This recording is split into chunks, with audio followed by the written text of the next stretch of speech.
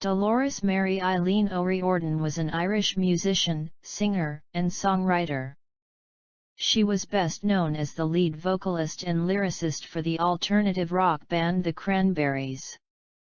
O'Riordan had one of the most recognizable female voices in rock in the 1990s.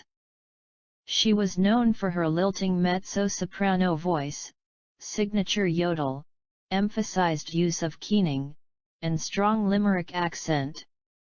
With the Cranberries, she is regarded to have written some of the most seminal songs in music history.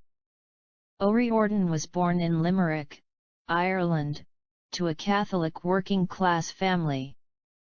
She began to perform as a soloist in her church choir before leaving secondary school to join the Cranberries in 1990. Recognized for her unique voice and uncompromising artistry, she achieved worldwide fame quickly.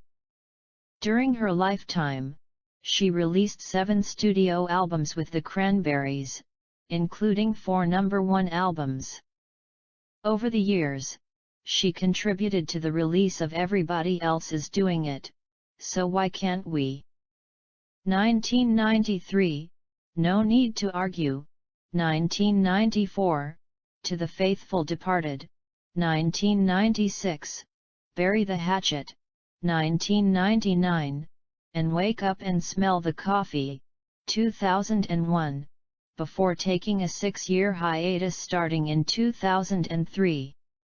O'Riordan's first solo album, Are You Listening?, was released in May 2007 and was followed up by No Baggage in August 2009.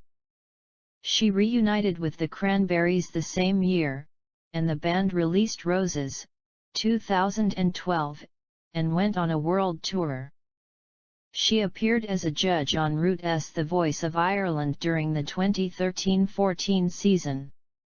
In April 2014, O'Riordan joined and began recording new material with the trio DARK. Throughout her life, she had to overcome personal challenges, struggling with depression and the pressure of her own success, finally being diagnosed with bipolar disorder in 2015.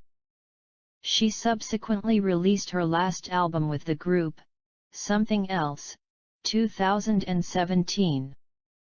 In January 2018, O'Riordan traveled from New York City, where she lived, to London to work with Martin Youth Glover on her side project DARK and to meet representatives of the BMG record label about a new album of the Cranberries. O'Riordan arrived at the London Hilton on Park Lane Hotel in Mayfair on January 14. At 2 a.m. on January 15, 2018, O'Riordan had a phone call with her mother.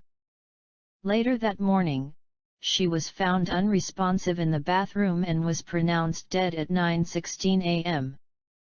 The cause of death was not immediately made public until an inquest at Westminster Coroner's Court held on September 6, which ruled that she died as a result of accidental drowning in a bath following sedation by alcohol intoxication. Empty bottles were found in O'Riordan's room, 5 miniature bottles and a champagne bottle, as well as some prescription drugs.